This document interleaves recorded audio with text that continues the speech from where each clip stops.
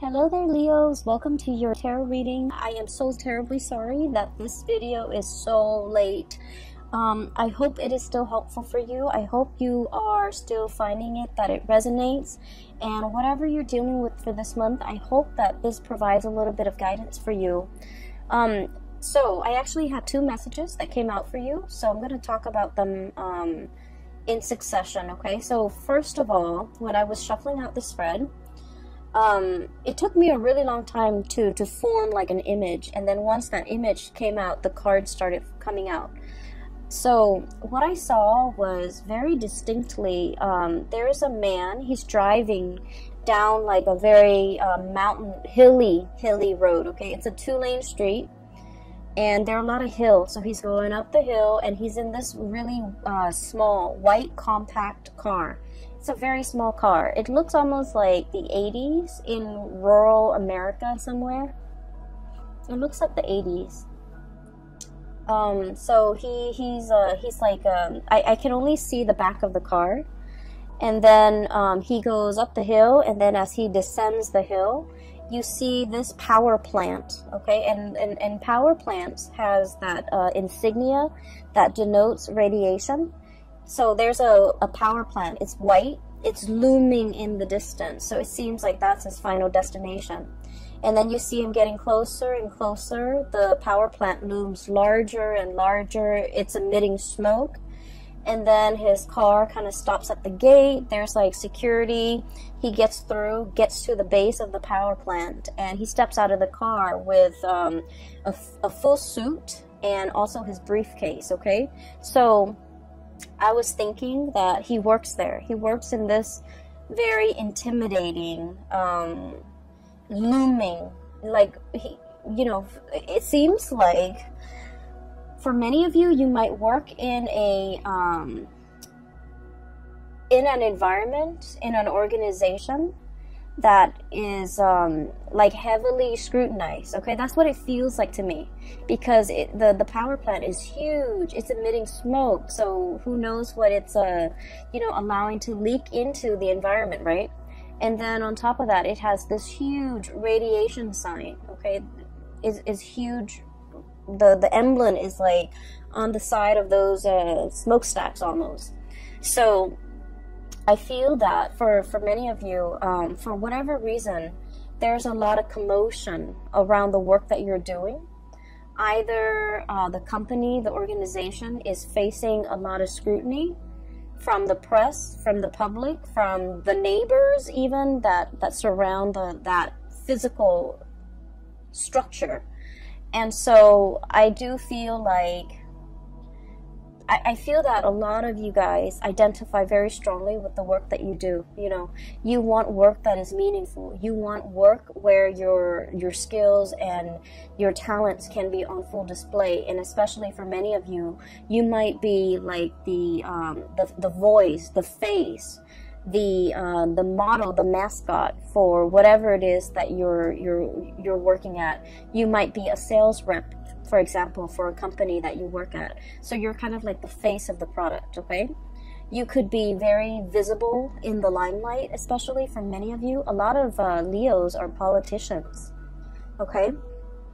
And so I do feel there's a lot of like, you're kind of like in an environment that might be facing a lot of scrutiny, and you're doing the damage control. You might be the PR person that everyone reaches out, and you might have to deflect questions,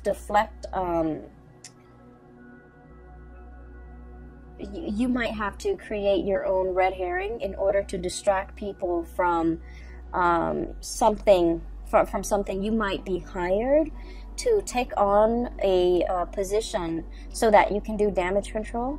You might be hired on by a firm in order for them to fix something that they've made a mistake on. Now, we are moving away from that November time frame, and November time frame was problematic, especially for a lot of work environment, and especially for when it comes to their public image, because we had a very profound Mercury retrograde period where a lot of deeply buried things are coming to light, okay, or were coming to light. It was in the sign of Scorpio, And so I felt like a lot of things that people kind of sweep under the rug, a lot of deep, dark held secrets, especially as it pertains to companies, organizations, and work environment and things like that. Things that people in power were trying to hide from the public, or truths that they were trying to distort, or you know, just things that they shove away when no one is looking. I feel that all of that might have come to light recently, and as a result of it, you're kind of called in to do some damage control. Okay, so that's what I was feeling. I just feel like the work environment that you're in is facing a lot of scrutiny. The people you might work with, they might have their own personal issues that's facing a lot of scrutiny. Okay, and they're faced with a lot of scrutiny. And I am sensing a lot of people will come to you for the month of December, asking for advice, like, should I do this, should I do that, because they're really concerned about their public image. And you know, it doesn't mean that they're superficial or vain or shallow. I just feel like there's something going on here where somebody's job might be at stake, and you're kind of called in to either provide some guidance, provide some legal advice, expert advice even, how to de-escalate tension, how to de-escalate a potentially volatile situation, how to, you know, do all of those things, okay? I also feel like, you know, you're good at your job. You're paid very well. For many of you, you're paid very well for the work that you're doing. But behind it, I feel that, you know, it's a job. So you try to do what you're told. So for example, you work with you're hired on as a contractor to do some damage control for a company, and you might not like that company very much. And so, you know, even if you don't agree with it, agree with the things they're trying to hide, the things that they're trying to sweep under the rug, you're hired to do this job. And so you will do it to the best of your capability. So I don't see any moral, ethical conflicts here. I just feel almost as if there's a lot of fires to put out, okay?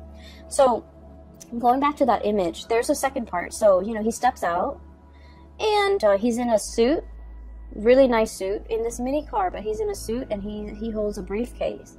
And so, you know, my initial thought was, oh, he works here, he's an employee. But then I see him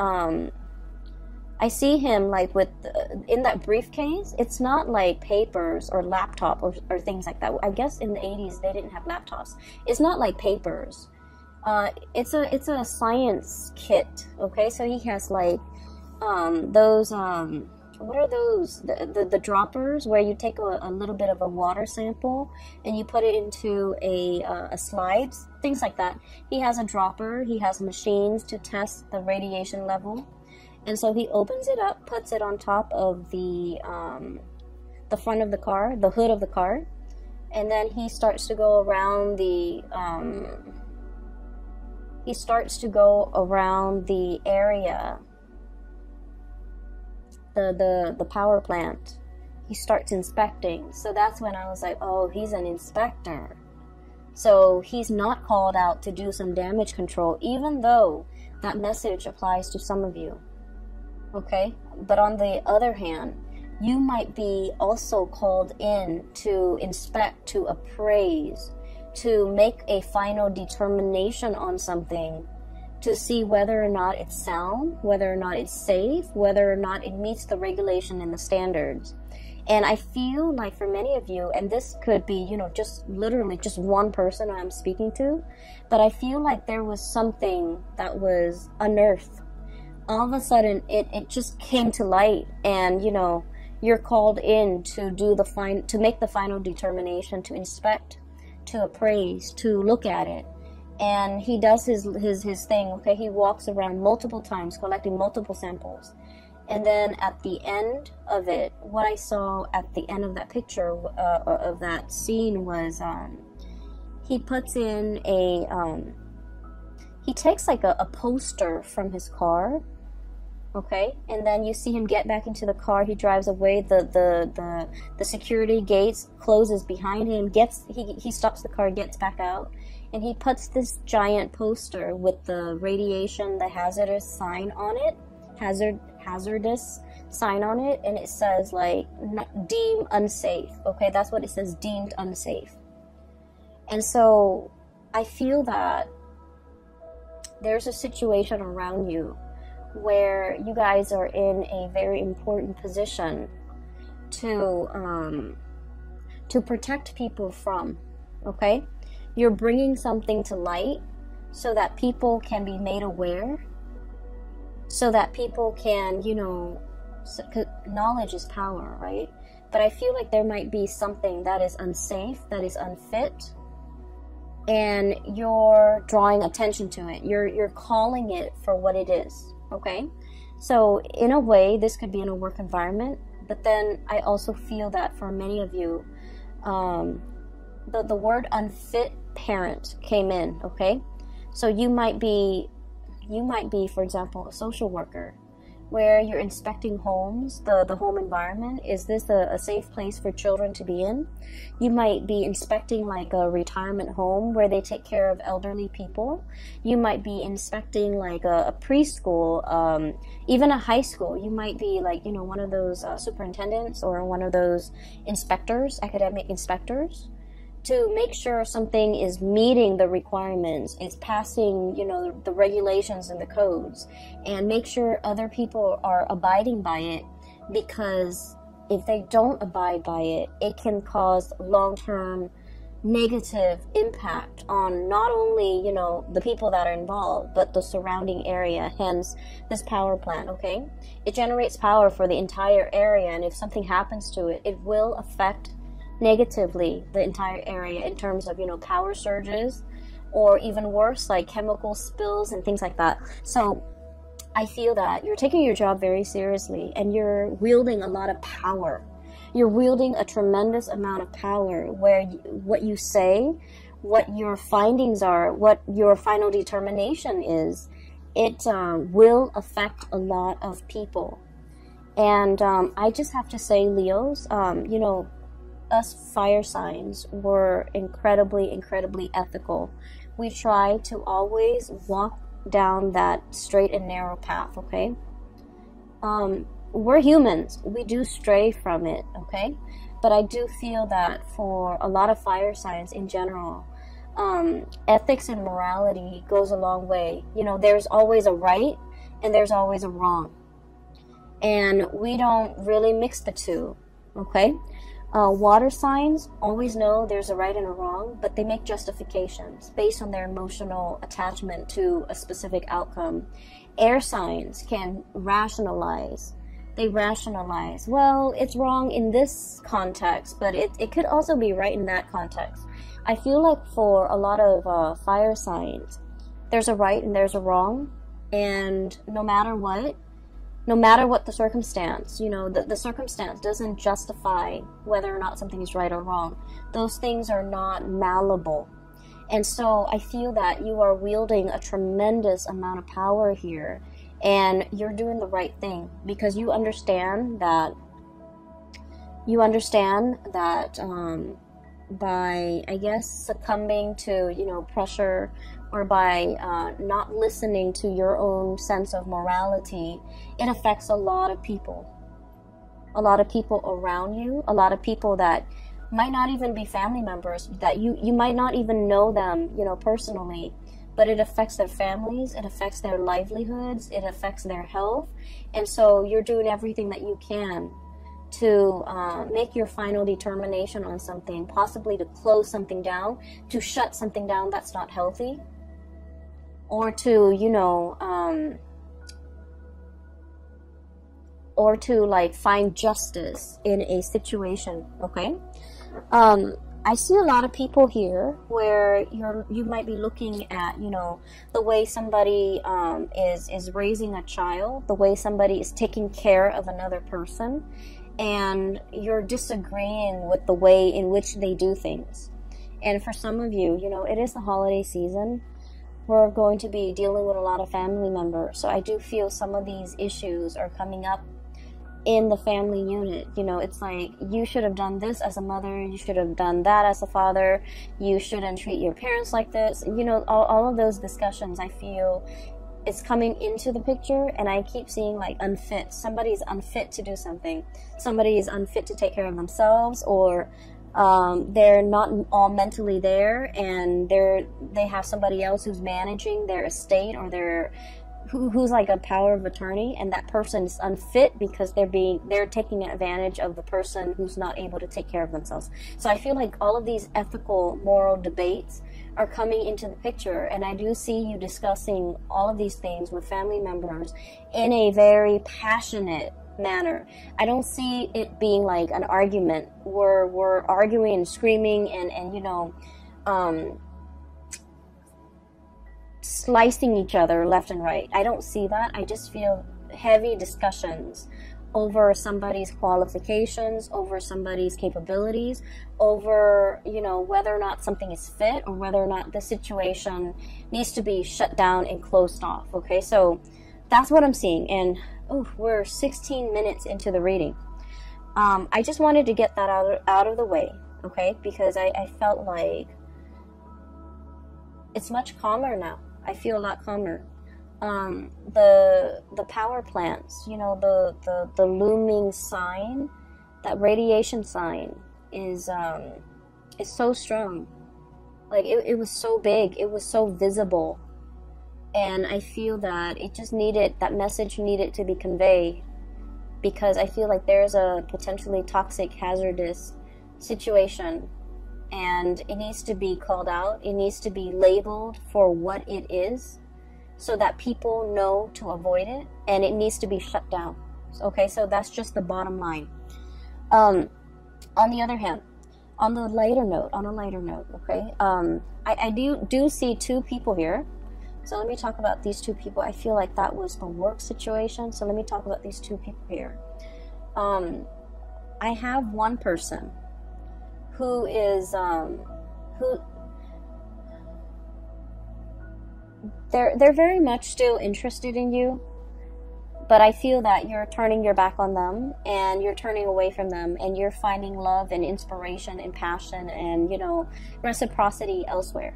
Okay, I feel that you are upset and frustrated with this person, and this person is showing up here as the Knight of Cups. Okay, it seems almost like he's got a blob. It's like a paper bag over his head. Okay, that's what it feels like, doesn't it? So I feel that you are frustrated with this person. I feel that they do a lot of things that frustrate you. I also feel like they're overly affectionate and possibly a little bit needy.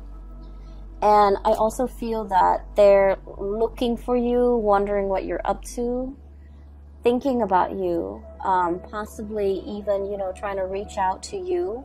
And I feel that you respond when you want to, but this person is no longer kind of like your top priority. I feel like once upon a time, the love between the two of you might have been very hot and heavy, okay? Because I do see an energy of like opposites attract. There might be a huge age difference. There might be like a cultural difference. There might also be like, you know, it might be like an interracial coupling type of a thing. But I feel like there's a certain degree of, you know,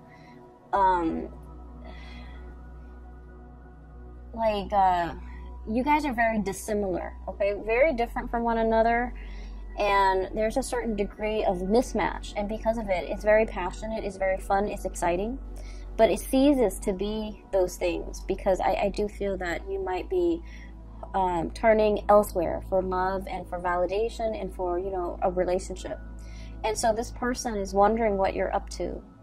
This person is like not really sure how you feel about them, and they wish they could know how you feel about them, because they're wondering and always thinking. And, you know, if you are a cross watcher, and this sounds like you, I just feel like with fire signs, what you see is what you get, okay? Fire signs are very straightforward. If they're communicating with you, they like you. If they're not communicating with you, they pretty much have exited the picture. And so I feel that for many of you, you have left this person kind of like hanging, or you've just left them out in the cold. and they might, you know, be bombarding you with messages, but I do feel that your heart is already elsewhere. And then I also feel that for some of you, you might, at the end of the day, decide that this whatever you had with this past person, I feel like it was lacking in emotional depth. It was lacking in, like, you know, it's like you talk about one thing and then they don't have an interest in it, so they steer the subject somewhere else. Or they talk about a certain topic and you have no interest in it, and so you just kind of like change the topic. So I feel like there's very little compatibility, and it created a situation where there was no chemistry. There was no emotional depth to the conversation, to the interaction. And it can feel to me like it's very time consuming or quite draining to be around this person. Not because they're a bad person, it just feels to me like it requires a lot of effort just to keep the conversation going, because you guys don't have a lot in common.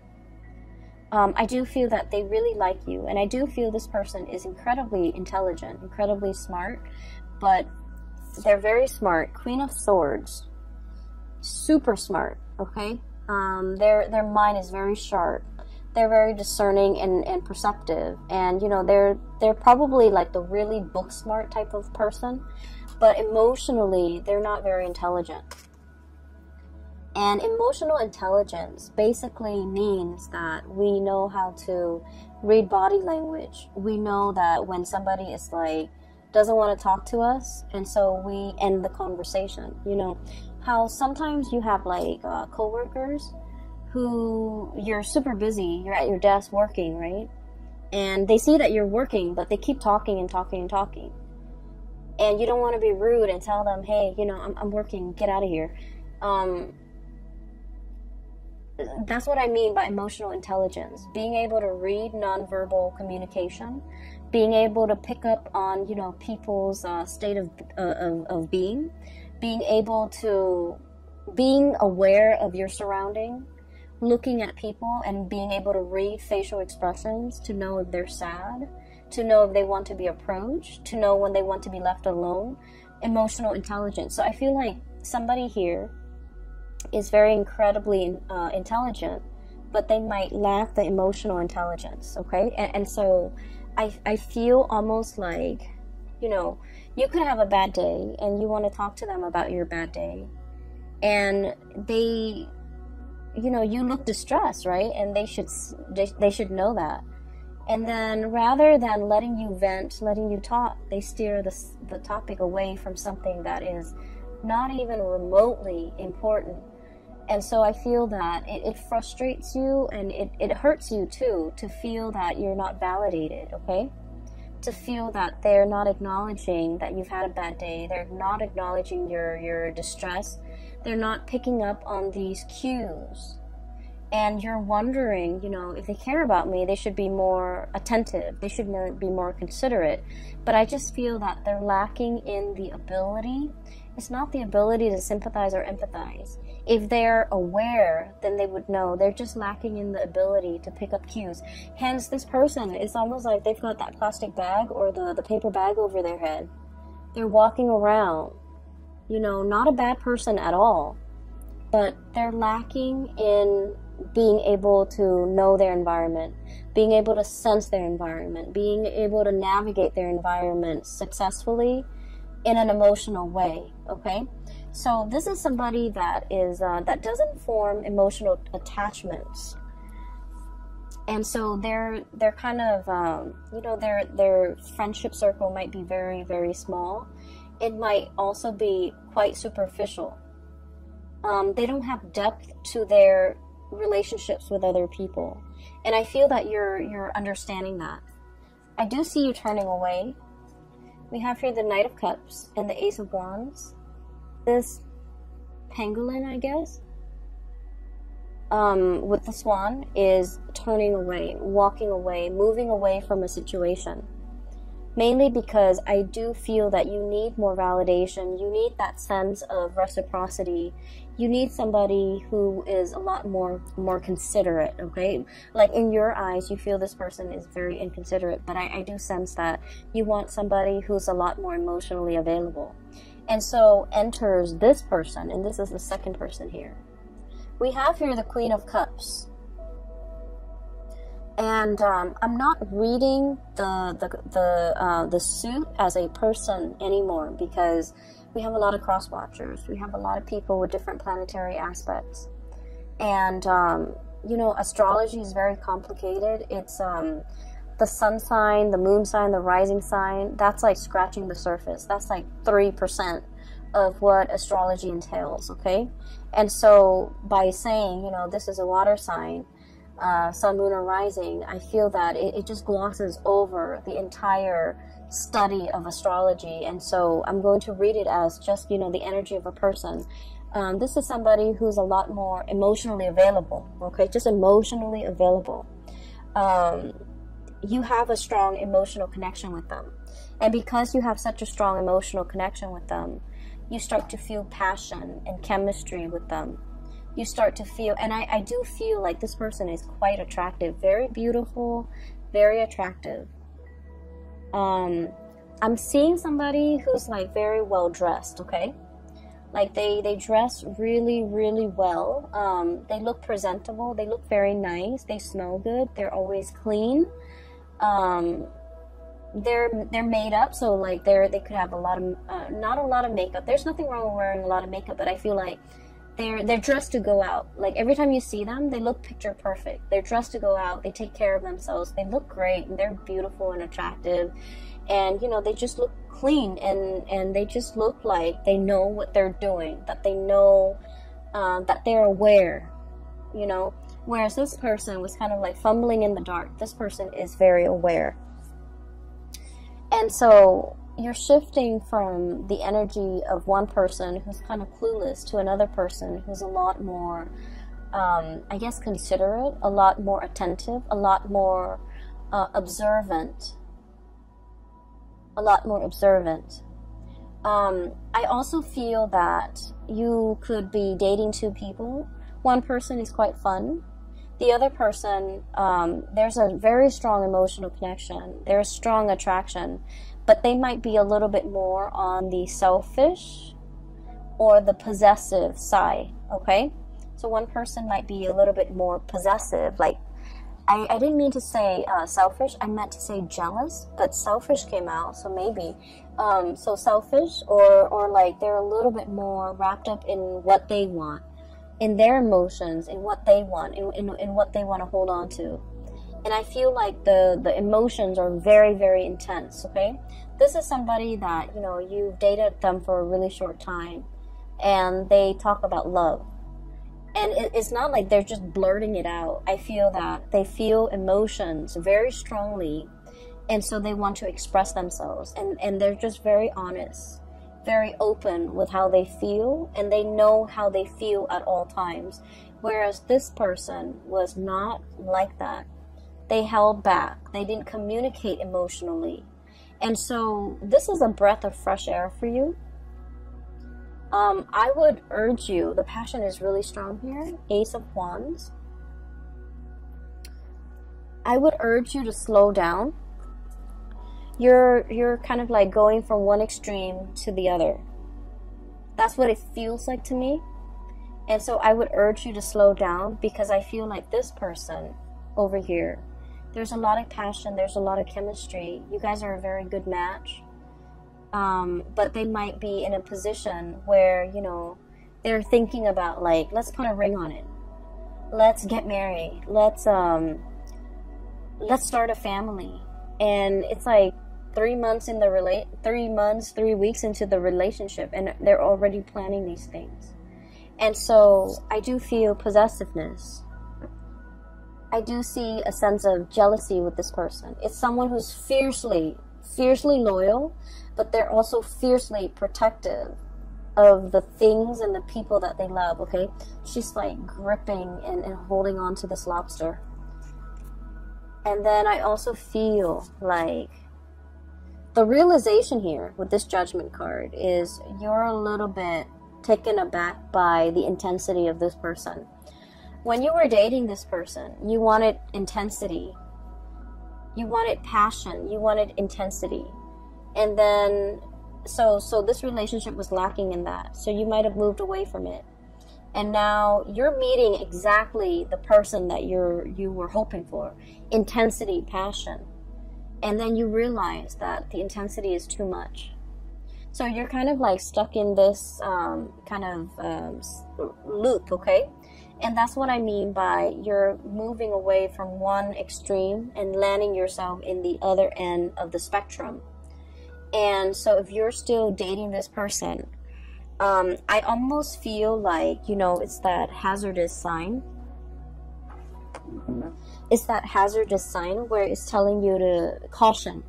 It doesn't mean they're bad people. It just means, you know, you have to think about, why is this person so possessive? Why is this person so jealous? Why is it 3 weeks into this relationship and they're already talking about marriage, talking about children, talking about, you know, moving in together, getting a house, getting engaged? So mull these things over, mull over these decisions, because with the Ace of Wands, it denotes to me impulsiveness as well. And so we want to make sure we are on the same page before we can make these, you know, major decisions, okay? Especially if we have children in the picture as well. So I feel like something is starting off really, really fast. It's great. It's passionate. And I feel that this person really likes you. And they might feel that you are the one. And then I also feel you have that ex coming back into the picture. And I feel like they're totally opposite people. On like at first glance, or from what you remember, or from what you know about these two people, they're totally different people. But in its essence, I feel one person is a lot more expressive. The other one was very non-expressive. But at the heart of the matter, their energies are very similar, okay? They might have issues when it comes to emotional expression. One is too much, one is too little. Try to find that balance, okay? You might be that middle ground for them, for both of them. You might be that anchor point, and that's where they gravitate towards you. So just be careful that you have to moderate a relationship. Just be careful that you have to be the one where the other person leans on, because that can create, you know, codependency. So, you know, you want to be careful of that, okay? The second image that I saw for you was, I see this dark corridor. It looks almost like a hospital or like a school. It has a lot of different rooms, and it seems very clean and kind of sterile. And it's dark. It's, I can see a little bit, like I would say 30-40% visibility.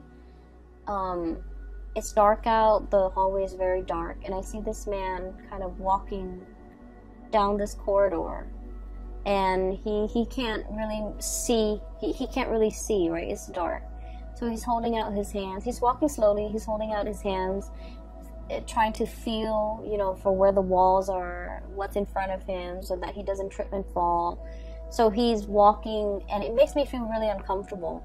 I'm looking at him walk down this hall, but I feel the discomfort because, you know, when we're in that kind of an environment where we don't know what's underneath us, where we don't know what's 10 feet in front of us, it can feel very unnerving, and it can also feel just really uncomfortable, vulnerable and exposed and uncomfortable. Okay, those are like the messages that came through, especially like vulnerable.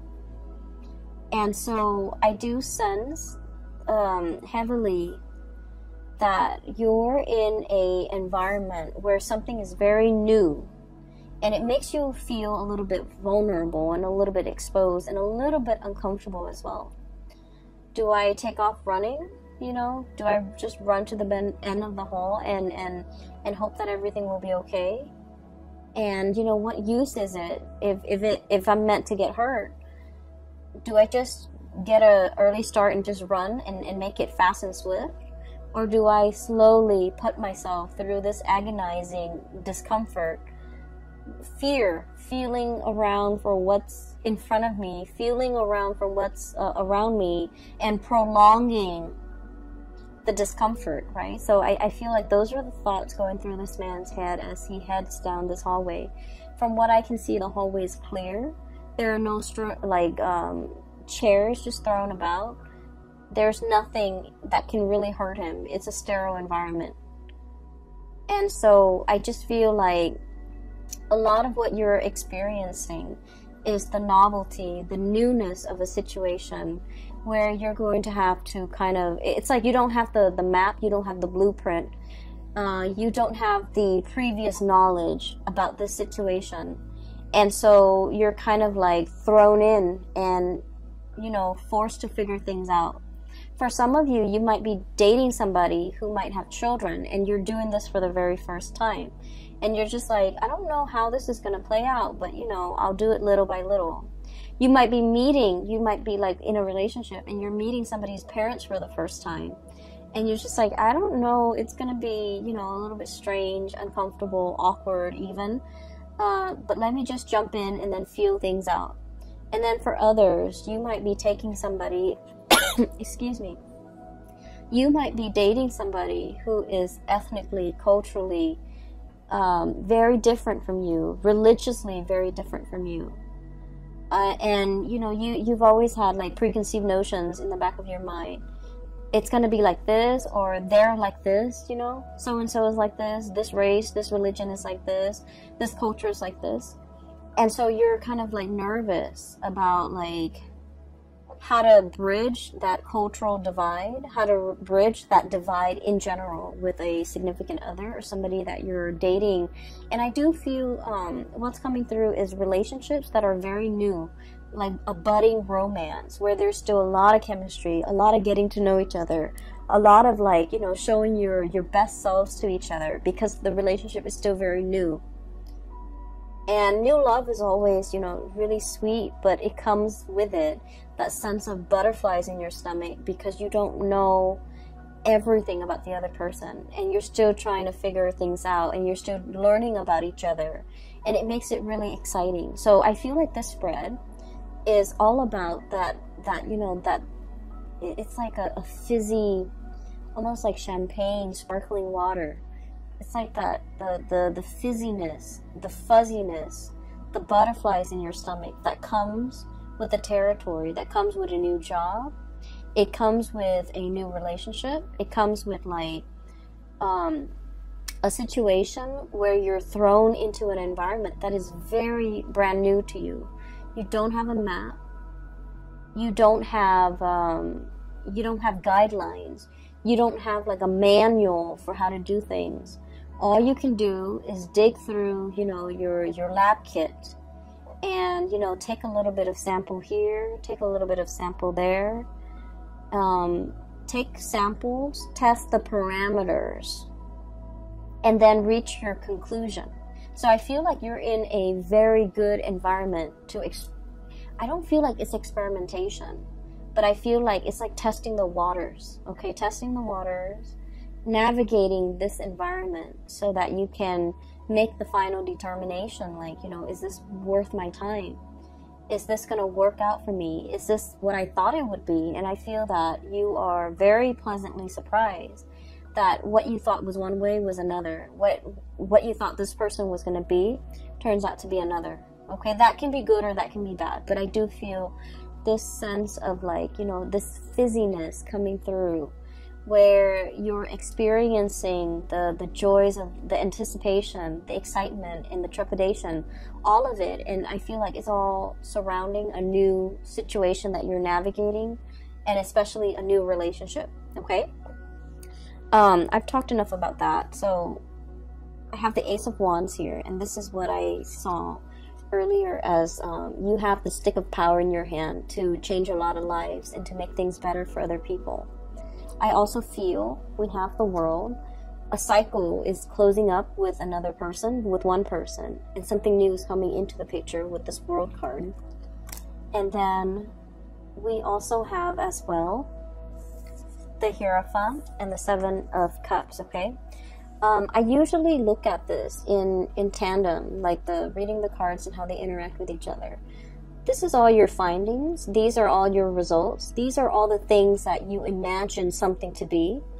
And you're making that final determination, writing up your analysis, writing up your assessment, writing up your findings. And, you know, people are deferring to your judgment, okay? So the last 4 cards is very much about, you know, the major energies for this year, because we have the Hierophant and the Hangman, which are major arcana cards. So I do sense here a conclusion is reached. People are waiting for your final say, for your final word, for your word of wisdom to tell them whether or not something is fit or whether or not something is a good fit. Okay, so you might even have like 2 potential suitors waiting around for you and asking you to decide. Okay, asking you to decide. Like, is it going to be me or is it going to be that other person? And I feel like you've already made up your mind, because you want to go for that relationship that has a lot more emotional depth to it. And you're meeting somebody that will show you the depth of emotion like nobody else can. Okay, I will leave it at that. Thank you so much for joining me for this reading. I hope it is helpful for you guys. And I promise you, I promise, okay? And this is no joking matter. I will get your videos out on time. For the month of January, we have the holiday season. Work is slowing down a little bit for me. So I should be able to publish them on time, all right? I wish you all a very wonderful holiday season, and I'll see you in January, okay? Take care.